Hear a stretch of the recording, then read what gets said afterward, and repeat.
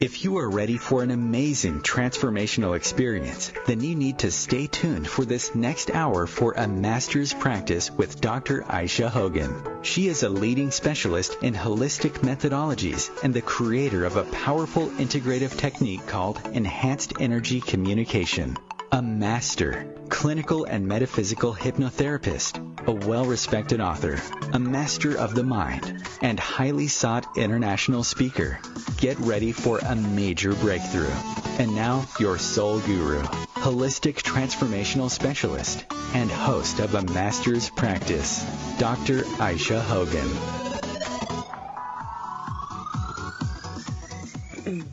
Hi everyone, I am Dr. Ayse Hogan and welcome to a master's practice. Thank you for joining me. I'm here every Monday at 2 p.m. Eastern Standard and 11 a.m. Pacific Standard. And today I don't have a guest. Today you get me. So what I would like to talk to you about today, one of my favorite topics and one of the things that a lot of my clients suffer with when they come and see me is that feeling of being stuck. So before I get into that, though, what I'd like to do is tell you a little bit about me. So I am a master hypnotherapist, and that's clinical and metaphysical. I am a Reiki master and teacher. I do have my doctorate in philosophy. I'm an ordained reverend in spirituality and esoteric. And I've done a lot of training in lots of different things, and I've developed my own protocol that I use a lot with my clients called enhanced energy communication. And with enhanced energy communication, what I do is I'm working with releasing triggers and changing limiting beliefs, but sort of in a waking hypnosis state. But before I get into that piece of things, what I want to do is talk about some of the main reasons that people feel stuck.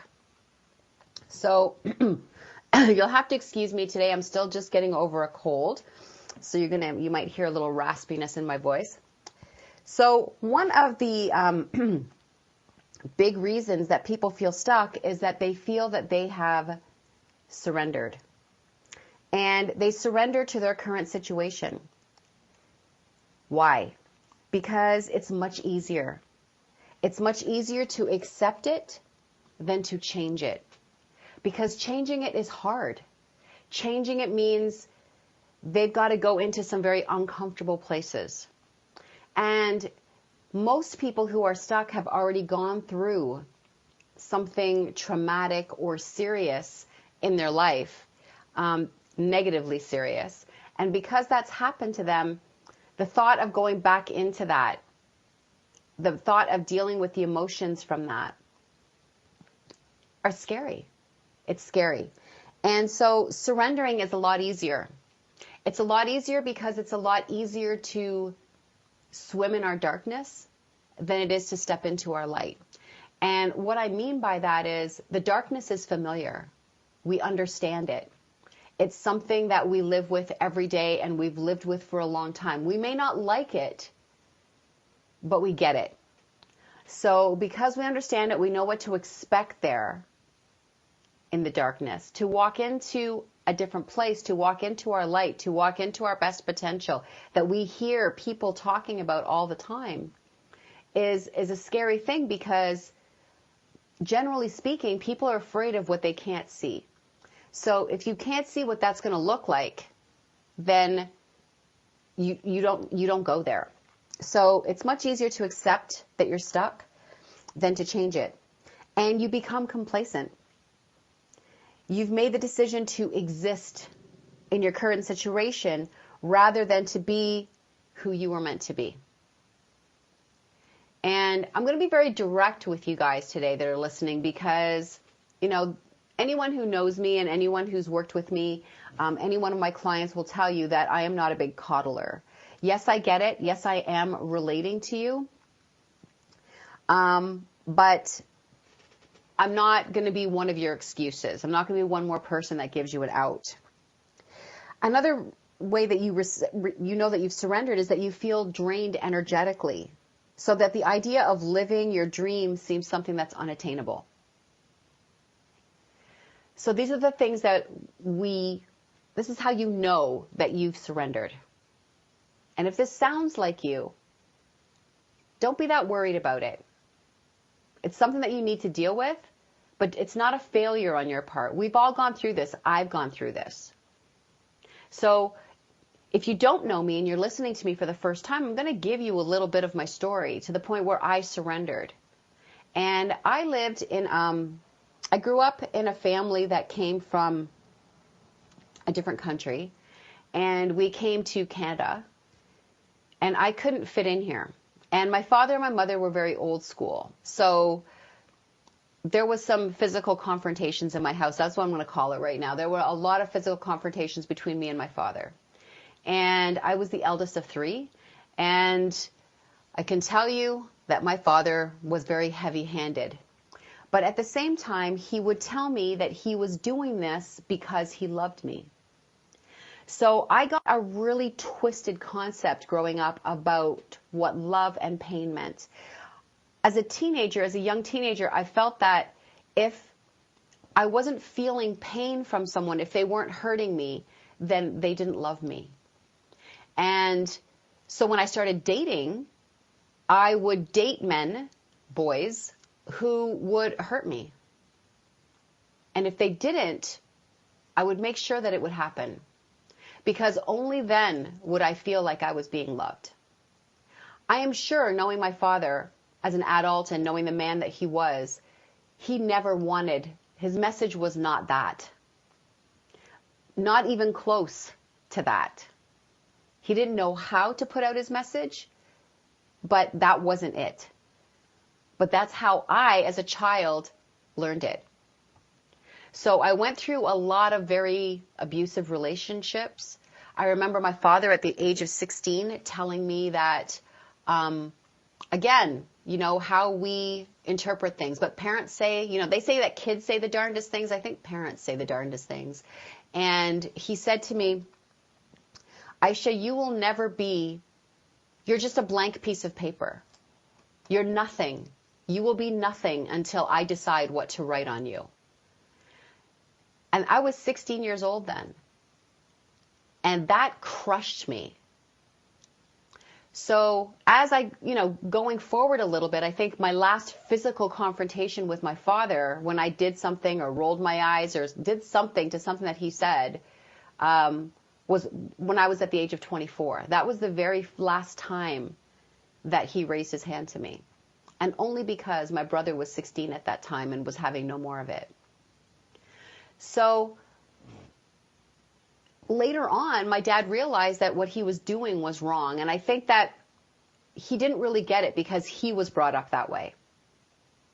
That's the way he was brought up as well. So, if you go back, I didn't know it then, but I had to understand who this man was. And we created this wonderful friendship together. But still, I hadn't dealt with my triggers and my blocks. We had become friends. He apologized to me. We built a friendship as I started to get older. I went through 2 very bad marriages. One I barely escaped with my life. And at the age of 40, in my early 40s, my father passed away. Now, I also had this wonderful accounting and bookkeeping practice. I had a television show called Maxed Out on TV where I was helping women with their money. And I was a host of this show, and I was on TV, and I could, and I thought, this is great. From the outside, my life looked really great. But every day, I was dying inside because my inside didn't match my outside. And I was creating this internal trauma. Every single day, I was reliving all of the feelings of inadequacy because no matter what I did, I still felt like that blank piece of paper on the inside. I felt like I couldn't be anything more than that. And I was getting into one horrible, either verbal or mental abusive or physical, mentally or physically abusive relationship, one right after the other. So when my dad died at 42, something really interesting happened, and everything that I had been suppressing, because I was the life of the party. Nobody ever knew there was anything wrong with me. Nobody ever knew that I was dying inside. a little more every day. No one knew this because I was joking and I was laughing and I was having a great time, but that was my mask. That was the mask that I put on to protect who I was. So after that, after my dad died, everything I had been suppressing came to the surface at once. It was like this, I don't know if you people know what Niagara Falls is, but it was just like this huge waterfall of just emotions, negative emotions and triggers and limiting beliefs, and everything was just flying all over me. And I couldn't take it. It was so much that I had decided to end my life. I wanted to just go to sleep and not wake up anymore. I didn't know how to change it. I was stuck. I didn't know what to do. People would say things like, go get help. I did. I tried psychiatrists. They were making me talk about it even more. And it was just like I was reliving my past over and over and over again. It was painful. And I was angry all the time. And I couldn't deal with it anymore. So we were taking my father's ashes to Turkey to spread them on the Bosphorus. And I'd already made a plan after this family trip to do this, a year after my dad's death, that I would come home, and I'd already made all the arrangements for myself, and that I would go to sleep. And I've always been a big believer in reincarnation, but I thought that, I'm just going to hit reset because I've made so many mistakes in this life.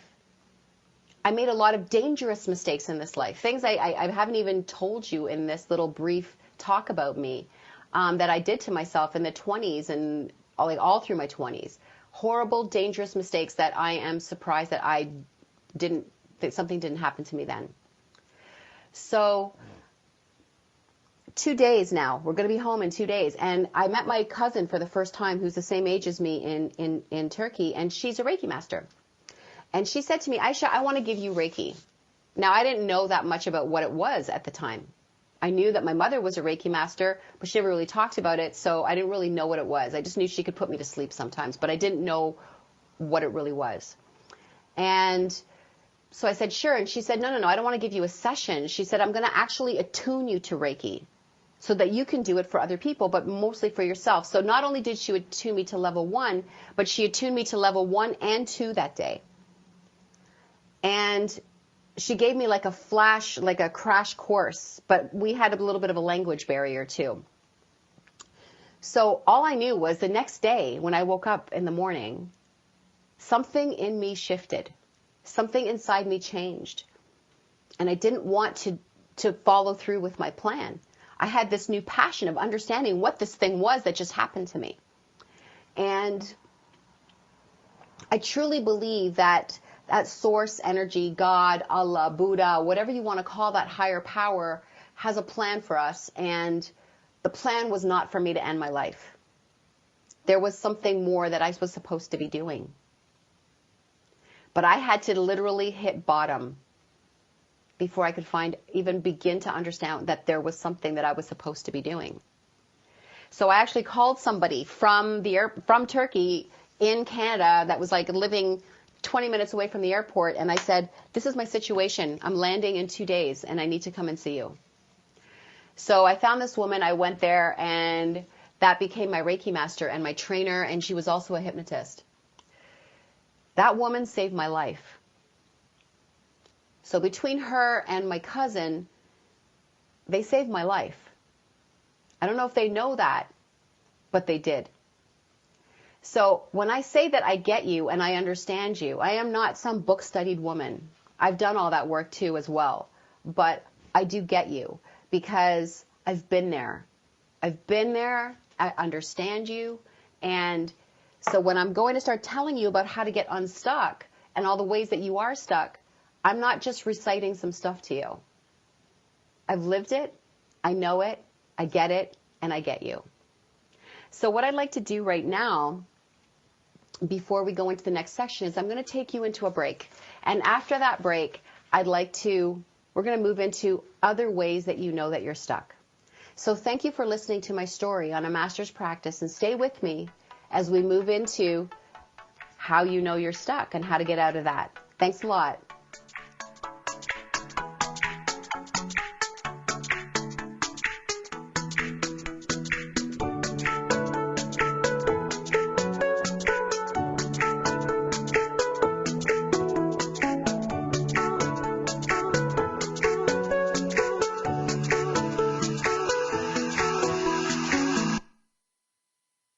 Free your mind. Expand your soul. OMTimes Radio. IOM FM. OMTimes magazine is one of the leading online content providers of positivity, wellness and personal empowerment. A philanthropic organisation, their net proceeds are funneled to support worldwide charity initiatives via Humanity Healing International. Through their commitment to creating community and providing conscious content, they aspire to uplift humanity on a global scale. Connect at omtimes.com. OMTimes, creating a more conscious lifestyle. Have you bought into the idea that you have to work hard for your money, that business is hard? I will share some dynamic access consciousness tools to get you out of your own way so you can create a business that actually succeeds. Join me, Simone Millicers, on The Joy of Business at 4 p.m. Mondays Eastern. Are you ready to live your life depression-free? Are you having thoughts of ending things? Wondering what life would be like without chronic pain? How about no longer suffering the effects of trauma and PTSD? Are you tired of having your credibility questioned because you look fine and no one understands that you are struggling with an invisible disorder? Hi, I'm Dr. Ayse Hogan and I'm a holistic transformation specialist. I work with clients from all over the world to aid them in eliminating, that's right, you heard me, eliminating their current struggles and challenges. I don't work with symptoms. That's like putting a Band-Aid on a gunshot wound. I'm all about root cause and all the levels of you, as each one of us is unique. Ready to transform your life for good? To move into the best version of yourself and reach your unlimited potential? Then book your complimentary 1-hour online consultation with me by going to www.aysehogan.com. That's AYSE Hogan.com. And it will take you right to my clinic, the Chakra House of Healing. I look forward to meeting you there. I am Fidel Mshombo. I was born in a city called the Bukavu in the Congo. We were a loving family, and then, boom, everything that I had disappeared in a single day. People think that when you are a refugee and they resettle you to America and all your problems are done, they don't understand that that's the beginning of everything. I was not born a refugee. I was made one. It's time we welcome refugee families with open arms. Learn more at embracerefugees.org, brought to you by the Ad Council.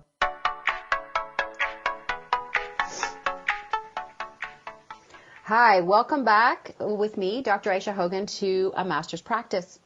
So we talked about, before the break, we talked a little bit about my story, and we talked about one of the reasons you feel stuck.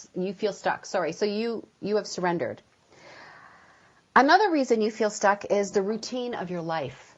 So routine is good when it's a positive, productive routine, but only if that routine is empowering you and energizing you. Otherwise, we get into this routine of just, we get up in the morning, we do this, we do that, we have the same thoughts running through our head every single day, and, we look in the mirror, we see the same wrinkles, we put ourselves down in the same way. So there's these kinds of routines that we do as well. And those routines let you know that you're stuck as well. And if your life has become like the same old, and you are a human doing, you're just doing stuff like a robot, making everybody else happy, doing things to not rock the boat in your family, and you're not being, then that's a problem. That's a struggle. It's something that you want to change. But I know what you're going to say next to me. You're going to say to me, but Ayse, I don't know how. And we're going to talk about that in a little bit as well. But routine can be a problem. So take a look at that life. And what routines that are negative for you have you created? Are you just running around like a robot, dropping off the kids at soccer, doing this, doing that, but you're not doing anything for yourself? Everything is for everyone else. The one thing that people need to realize and we've been trained this way. Like, honestly, we have been trained wrong. So, we put everybody else first, but that's absolutely the wrong thing to do. We have to be first. You have to be first It doesn't matter to me if you have 6 kids, a husband, a full-time job. You still have to be first. And the reasons why you have to be first is, think about it this way. At the end of your day right now, you probably feel very drained energetically. Your body, physically, you're tired. You just like probably fall into bed. You're tired, right? On top of all the things that you're carrying around. But if you felt happy and if you felt healthy every single day, if you look forward to every single day, imagine how much better a mother or father you would be, how much better a friend you would be, how much better a spouse you would be. We have to put ourselves first. That makes us better for everyone else. Then we have the energy to really give them the best of ourselves, right? Instead of just draining it till we have nothing left. And then starting and doing the same thing every single day. We begin to resent our lives that way. You don't want, I can't tell you how many clients come to me as women whose children, now they have empty nest, and they don't know who they are anymore. They don't know what they want. They don't know what makes them happy. They don't know where their passions lie. They don't know anything about themselves. All of a sudden, they're living in the body of a stranger, and they have no idea who they are. They just know that they're carrying around a lot of pain. That's not a fun place to be. So, routine and not putting yourself first. And you've created this comfort zone for yourself because it's a safe place. It's familiar. We just talked about that, right? You don't like it, but it requires little effort for you to stay there. You've already expending all of your effort on everyone else. You don't want to spend any effort on yourself. So creating this comfort zone is a great place for you to stay. Because it's like, oh, I'll deal with this later.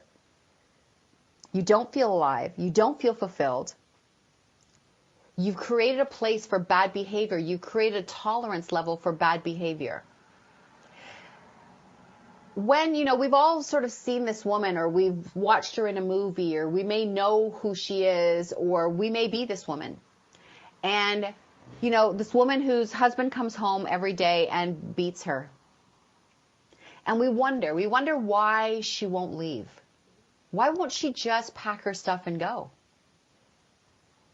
And the reason why she won't go is because as long as the abuse that she's getting is less than the abuse that she is giving herself in her own mind, that inner critic, that talk in her head, as long as it's less than that, she's created a playground that it's okay. Anything that happens in there is okay.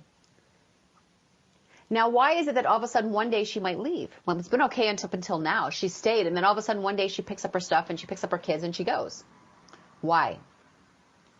What changed? What changed was the man probably did something that was beyond her boundary. Even those people have boundaries, but the boundaries are they're not as tight as they should be. They're pretty wide. And that boundary is maybe he threatened to kill her for the first time. Maybe he hit the kids for the first time. And that was when it was not okay anymore. That was when it was beyond the abuse that she was even giving herself. And that's when she said it was not okay. Really, though, if you love yourself and you feel happy and you feel healthy, that tolerance level, there really is not much of a playground going on. People can't treat you badly because you wouldn't allow it, because your self-respect is high. And it's like, no, the minute you see the signs, it's like, hey, not okay. Those people won't even come near you because your energy would be different. They wouldn't even be able to come close to you. So we create this place for bad behavior from others because we have low self-esteem, low self-respect. We feel unworthy. And so this stuff has become okay with you. The tolerance level is much too high. Much too high. Another way is that you ignore, the fourth sign is that you ignore the signs and you make excuses. So even when you're in that state, you always have this part of you that says, I wish things were different. I don't want to feel like this. I want to feel better. And believe it or not, you might not believe, okay, I don't know what that sound was, but believe it or not, that kind of threw me off. I don't know if you heard that, but that was weird. We ask for things, and energy is listening. Okay, energy is listening. So when energy is listening, law of attraction is always in play. So when you're saying, I wish things were different, I wish I could do this, I wish I could do that, these opportunities are showing up for you. They are showing up for you. If you hear me right now, if you're listening to me right now, this might be the opportunity that you asked for. You needed to hear this, right? You needed to hear this. Maybe you need to come and see me. But many of you, if there's 100 of you watching, maybe only one of you will call. Because the rest of you will say, oh, later. Because you are in that stuck state. You'll put yourself last. So when the opportunities show up, you're not taking them. You're not seeing the signs that are being put right in front of you. You're making excuses. I call them they're human alibis, right? It's like, oh, I don't have any money. Oh, I can't do this right now. Oh, my life is too busy. Oh, I can't make time for that right now. I'll deal with that later. I've got other things to deal with. I can't deal with myself right now. So we make these things that I call these human alibis of why you can't take care of yourself. So we ignore the signs and we make excuses. And at the end of the day, these opportunities may not show up again. Not every opportunity, we take it for granted. Not every opportunity is going to show up for you again. And if you keep sweeping them under the carpet, then that becomes a belief that you're just not worth it. And those opportunities are going to start coming. Because the thing about law of attraction is, if we talk about something being missing, why don't opportunities show up for me? Law of attraction doesn't understand missing. Energy doesn't understand missing. Everything is abundant. So energy doesn't understand missing, and there isn't any. If you say this is missing, they're just going to give you more of what you're just going to get more of what you're missing. I don't have enough money. People will say that. Well, energy will be like, oh, okay, well, here's more not enough money, because that's what you're asking for. So we're not even clear about what we want, and we're getting all the wrong things, and we're deflecting. We're saying that it's everybody else's fault for how you feel instead of owning it. So if you think about your family right now and the people that you are putting first besides you, and the people, would you allow someone or something to traumatize your family members that you love so much? Would you allow something to traumatize them in this way? Would you allow them to be traumatized day after day after day? Would you allow it? Chances are you wouldn't. So why would you do that for yourself? The next sign is where you just collapse. At the end of the day, you drain yourself every day. Energetically, physically, mentally, you are exhausted. You've given away everything of yourself, and you've left nothing for you.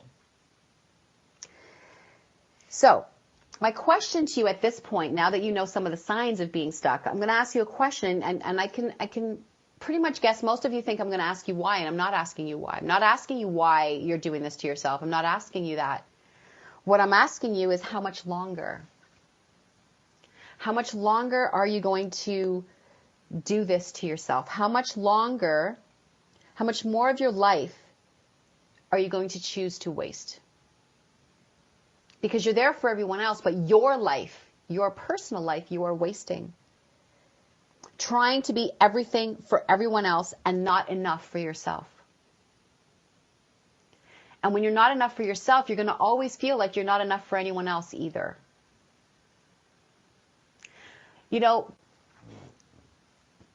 When you think about our human body, it's really only 0.00001%, probably more zeros, of our whole energy field. 99.99999, whatever, however many nines are out there, percent is our energy. So that means in this body, we only have a finite amount of time. Our energy lives on forever, but in this body, we only have a finite amount of time. And my question to you at this point would be, how many more days, minutes, hours, weeks are you going to wait, because you really don't have as many as you think if you keep doing that. Because it becomes very easy to put yourself aside. So how much longer? How much longer are you going to do this to yourself? How much more of your life needs to disappear before your eyes? Before you say, you know what, I'm worth it. And the really cool thing is that we don't realize about ourselves, these things that we don't realize about ourselves because we don't see it with our physical eyes. Every one of us is genetically coded differently. Every one of us, our DNA is different. There has been nobody like you in history. There has nobody been exactly like you in history. And there will never be another person like you ever. That means that you are unique and you are special.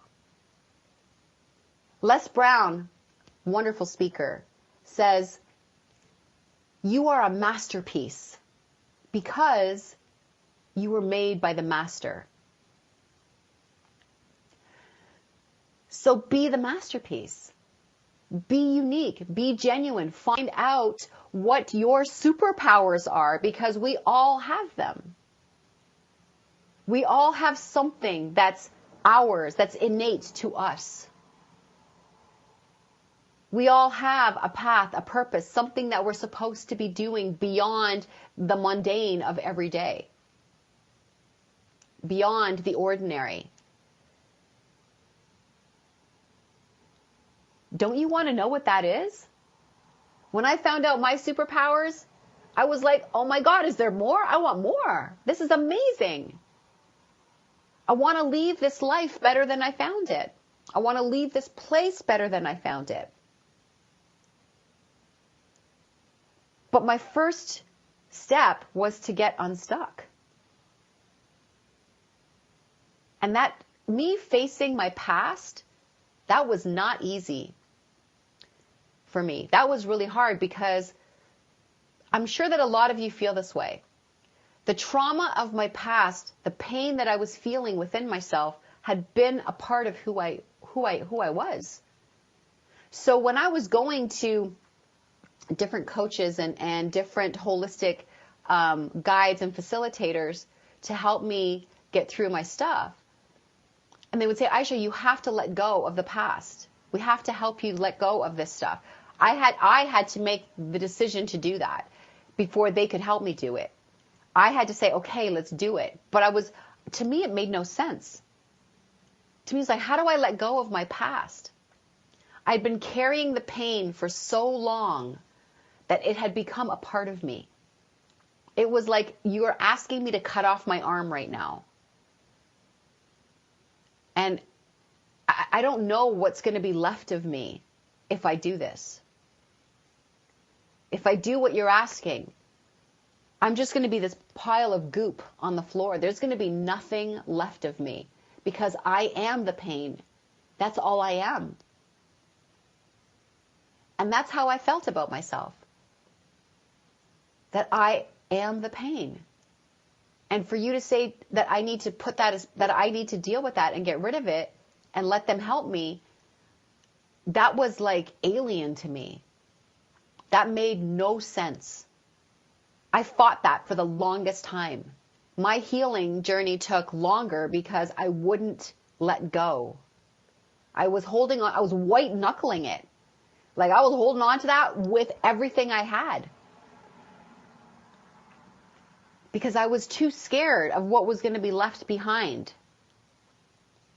The day that I decided to actually do that, the day that I decided to say, okay, they caught me on a good day, when I went in one day and I was like, all right, let's do this. And the day that I decided to actually do it, and we started doing some really intense work on me. And I remember the moment, this one moment where I opened my eyes from a technique that we were doing. And I opened my eyes and I started like looking at my hands and blinking my eyes a lot. And I remember the facilitator saying, what are you doing, Ayse? And I said, you know when you wear a Halloween mask and you're looking through the little eye slits? of a mask. I said, that's what I feel like right now. I feel like I'm not in my own skin. I feel like I'm not, I said, I don't understand how I'm feeling right now. I don't feel like I'm wearing my own skin. I feel very unfamiliar in this body. I had done such a huge release that day, such a massive release that day. That was the day that my healing really began. And I had done such a massive release that day that all of a sudden I was feeling myself in my body for the first time without all the pain. There was still work to do, don't get me wrong.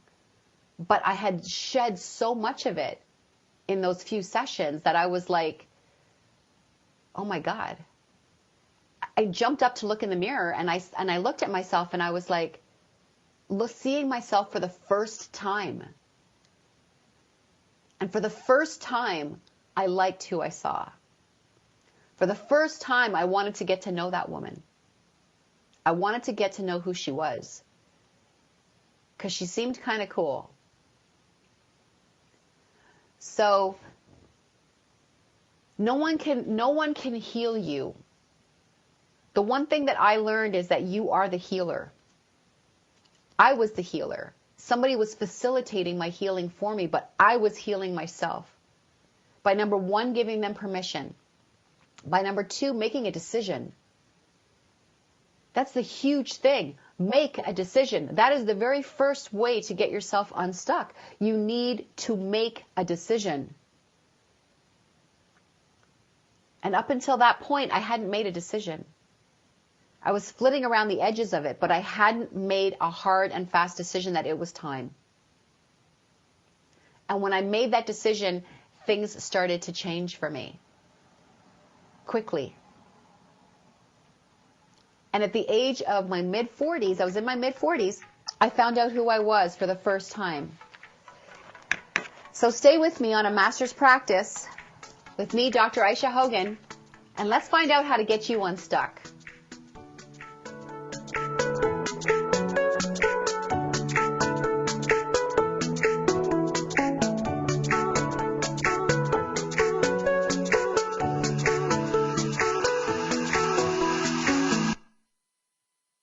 The future of Internet radio is here. OMTimes Radio. IOM FM. Ascending Hearts is no ordinary dating site, but a spiritual dating site with a purpose, to link you with your soulmate. We engineer the serendipity so you can trust that you will attune with someone that has the same matching vibration as you. Ascending Hearts, the conscious dating site for the spiritually aware. Try Ascending Hearts for free. AscendingHearts.com. Tune in to The Practical Intuitive, Mind, Body, Spirit for the Real World with me, host Robin Fritz, Mondays at 2 p.m. Pacific, 5 Eastern. I'll cover personal and business intuition, animal communication, mediumship, space clearing, past life regression, shamanic insights, energy healing, soul choice, and more, all to help you tap your own intuitive and healing skills. No ifs, ands, or buts.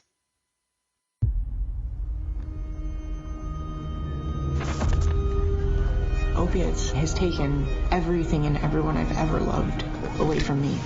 Everything. I blew my ankle out and I got prescribed pain pills by my doctor. If making my detox public is going to help somebody, I'm all for it. So I just wish I would have had a warning. Opioid dependence can happen after just 5 days. Know the truth, spread the truth. A message from Truth, the Ad Council, and ONDCP.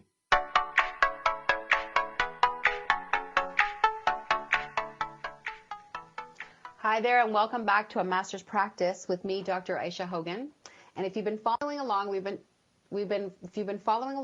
talking about how you feel stuck. So one of the things now it's like, you know that you're stuck. You've made a decision that you want to get better, that you want to stop living in your past, listening to that voice in your head, and re-traumatizing your body.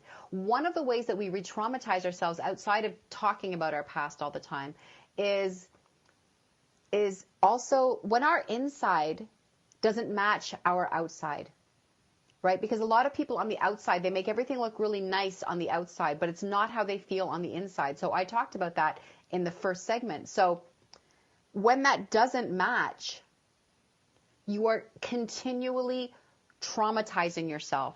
So what's going on inside? You've got neural patterns in your brain that are becoming stronger and stronger and stronger every day.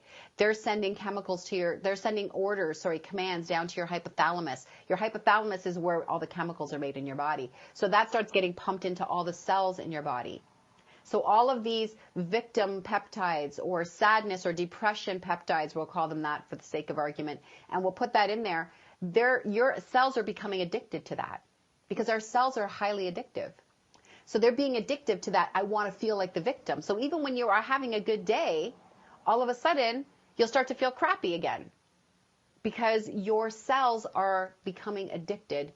They want it. They want their fix, so their hypothalamus is sending it to them. And that begins to manifest all the things that you're feeling. All the trauma that you're putting yourself through. And that's where our illnesses start to come from. Right? All those chronic illnesses that we get, that's where they come from. Some stuff is environmental, but most of it, we cause it to ourselves. Right? So do you want to make yourself sick? And if you don't want to be stuck, then let's make some decisions here. So part of it is making a decision. Deciding that it's time to shine. You don't have to know how. You just have to make the decision. Don't worry about the how yet. And then it's pushing yourself. You have to push yourself out of your comfort zone. Taking one step at a time, thinking of it like baby steps, right? Baby steps. Or when you're riding a bike, you learn how to ride a bike and you don't just get on there and start riding, right? You get up, you get on, someone's holding the back of the seat for you, you fall down, you get up, it takes some time. You got training wheels, right? It takes a while to learn how to ride a bike, but then you're kicking it after that, right? So you have to think of this in the same way. Just one baby step at a time, every day, just something that takes you out of your comfort zone, right? If you've had a lot of trauma in your life, if you feel very bad, then you need to find someone who can help you. You are still the healer. You're still the one who's doing the healing. All healing is self-healing. But sometimes we're too associated with the problem. We're too associated with the struggle and the challenge. We're too close, so we don't see it for what it really is. And we need someone outside of us who's disassociated from it to actually be able to say, hey, this is what I need you to do. So when you are working with someone, you should always be driving the car. I tell my clients all the time. You are driving the car. I'm holding the map. I'm beside you. I'm the navigator, right? But you are driving the car. So if I ask you to turn right and you don't want to turn right, I can't make you turn right. You have to make the decision to make the right. I can't make you do anything. I am not waving a magic wand, right? So just keeping that in mind, that you are always the healer. So when we say we're going to healers, you're not going to a healer. You're the healer. You're going to someone who's facilitating that for you. Even if someone can put their hand on your head and, like those evangelists or whatever, and do something, you still gave them permission to do it. You still are the healer. It's still your intention that matters the most. So keeping that in mind.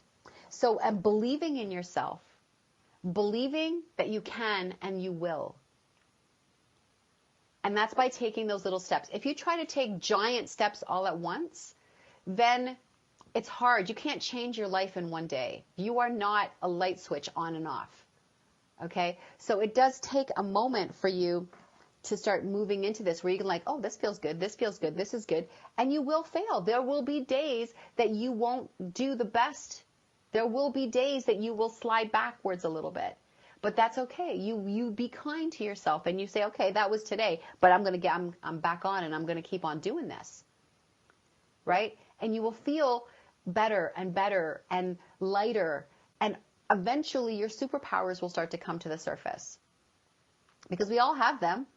You're no different than me. I'm no different than you. It doesn't matter who you are. You could be Deepak Chopra, Oprah, Tony Robbins. It doesn't matter. Nobody's better than anyone. We are all the same. We come from the same place. They don't have something you don't have. We are all masterpieces because we all come from the same master.